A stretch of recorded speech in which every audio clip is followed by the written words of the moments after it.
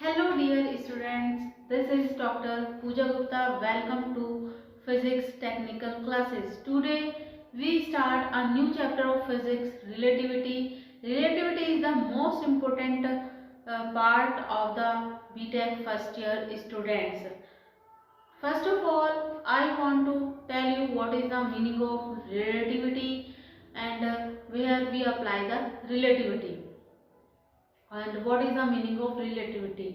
जैसे कि रिलेटिविटी की जो जनरल डेफिनेशन होती है वो होती है to determine the relative motion between two bodies which are moving in same direction और opposite direction we need relativity. दो बॉडी हैं जो कि सेम डायरेक्शन में है और अपोजिट डायरेक्शन में मूव कर रही है, उनके बीच में अगर हमें रिलेटिव मोशन निकालना है तो हमें वहाँ पे रिलेटिविटी की जरूरत पड़ती है। अब रिलेटिविटी का जो मीन्स होता है वो होता है कंपैरिजन से। एंड अकॉर्डिंग टू रिलेटिविटी इस संसार में ऐसी कोई चीज नहीं है जिसको कंपेयर ना किया जा सके, जिसकी तुलना ना की जा सके। आप लेंथ की बात करो, टाइम की बात करो या आप वेलोसिटी या मोशन की बात करो, हम सबको कंपेयर कर सकते हैं अकॉर्डिंग टू रिलेटिविटी। अब हम समझेंगे इसे कि हम कैसे ऑब्जेक्ट्स की या वस्तुओं की चीजों को कैसे तुलना करते हैं, उनके बीच में रिलेशन कैसे निकालते हैं, उन्हें समझेंगे हम कुछ एग्जाम्पल से। हम फर्स्ट एग्जाम्पल लेते हैं लेंथ का। फर्स्ट एग्जाम्पल है length. Length is relative. Length relative होती है। इसे देखते हैं। इसे समझने के लिए अब हम क्या करते हैं, यहाँ पे मैंने एक लाइन ड्रॉ करी ए बी और आपसे ये कहा कि इस लाइन ए बी को बिना टच करे, बिना रब किए शॉर्ट कीजिए। तो आप कैसे करेंगे, यहाँ इसके सामने आप लाइन ड्रॉ कर देंगे सी डी। ठीक है। अब हमने ए बी को बिना टच करे, बिना रब करे, बिना इसमें छेड़छाड़ किए हुए हमने इसके सामने एक लाइन ड्रॉ कर दी सी डी। तो हम क्या कह सकते हैं, we can say that the line C D is larger than the line A B and at the same time the line A B is shorter than the line C D. तो इससे क्या होता है, हमने देखा कि length की भी हम क्या कर सकते हैं, कंपेयर कर सकते हैं और कह सकते हैं लेंथ इज रिलेटिव। तो रिलेटिविटी के अकॉर्डिंग हर चीज की हम तुलना कर सकते हैं। सेकेंड एग्जांपल में हम देखते हैं कि size is relative. Size relative होता है नहीं। साइज इज रिलेटिव देखने के लिए मान लिया हमने ली यहाँ पे एक हॉकी बॉल। हॉकी बॉल ली, हॉकी बॉल। ठीक है। अगर हम इस हॉकी बॉल की कंपेयर एक एटम से करते हैं, ठीक है, तो the hockey ball is very big to the atom.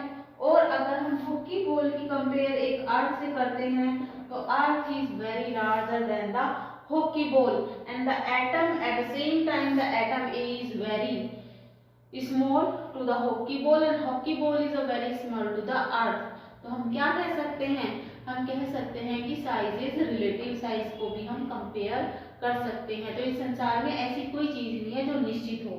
According to relativity सबकी हम कंपेयर कर सकते हैं। एंड थर्ड देखते हैं हम पोजीशन। Position is relative. ठीक है।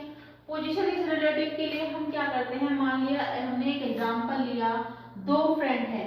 मान लिया ये एक फ्रेंड है ए और ये एक फ्रेंड है बी। ये एक दूसरे की तरफ फेस करके बैठे हुए हैं, आमने सामने बैठे हुए हैं। ठीक है। उनके बीच में हमने एक चेयर रख दी। ये क्या होगी, हमने एक चेयर रख दी।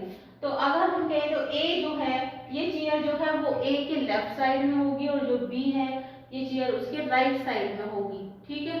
तो कौन सही है, दोनों सही है, ए भी सही है और बी भी सही है। तो हम क्या कह सकते हैं, पोजीशन इज रिलेटिव। जैसे कि मैं खड़ी हूँ और आप सब बैठे हुए हैं, हम एक दूसरे का फेस क्या आमने सामने हैं, बीच में ये डस्टर है तो ये मेरे लेफ्ट साइड होगा, अगर आप देखेंगे तो ये आपके राइट साइड होगा।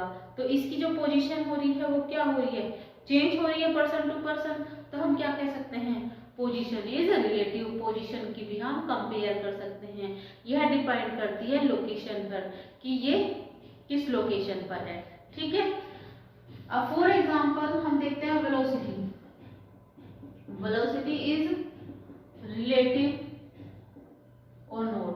इसके लिए वेलोसिटी देखने के लिए हमने मान लिया एक ट्रेन है, ये मान लिया एक ट्रेन है जो कि 60 किलोमीटर पर आवर से एक्स डायरेक्शन में मूव कर रही है। अब 3 ऑब्जर्वर हैं, एक ऑब्जर्वर ये हो गया फर्स्ट, एक ऑब्जर्वर ये हो गया सेकंड और एक ऑब्जर्वर ये हो गया थर्ड। ठीक है, जो फर्स्ट ऑब्जर्वर है वो रेस्ट में है, जो सेकंड ऑब्जर्वर है वो 20 किलोमीटर पर आवर से ट्रेन की डायरेक्शन में मूव कर रहा है और जो थर्ड ऑब्जर्वर है वो ट्रेन के अपोजिट डायरेक्शन में 30 किलोमीटर पर आवर से मूव कर रहा है। अब हम देखते हैं तीनों ऑब्जर्वर ट्रेन की वेलोसिटी को कैसे ऑब्जर्व करते हैं। जो फर्स्ट ऑब्जर्वर है जो रेस्ट में है, उसके लिए जो ट्रेन की वेलोसिटी होगी वो 60 किलोमीटर पर आवर होगी क्योंकि रेस्ट में है, तो चेंज ही नहीं हो रही है उसकी पोजीशन।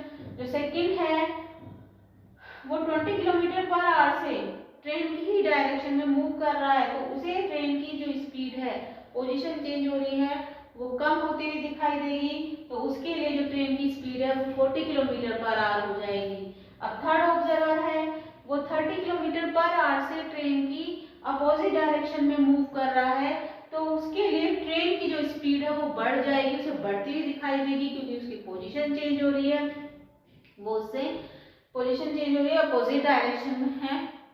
ठीक है, तो अपोजिट डायरेक्शन में है तो उसे ट्रेन क्या होगी, अपने पास आती दिखाई देगी। जब कोई भी चीज पास हो तो इसकी स्पीड क्या होती है, बढ़ जाती है, तो उसकी ट्रेन की स्पीड क्या हो जाएगी, 90 किलोमीटर पर आवर हो जाएगी इस ऑब्जर्वर के लिए। तो अब हमने देखा ये तीन ऑब्जर्वर जो है वो ट्रेन की वेलोसिटी को डिफरेंट तरीके से ऑब्जर्व करते हैं, तो हम कह सकते हैं कि वेलोसिटी इज रिलेटिव। इसी तरह हम देखेंगे मोशन इज रिलेटिव, जो मोशन होता है वो भी रिलेटिव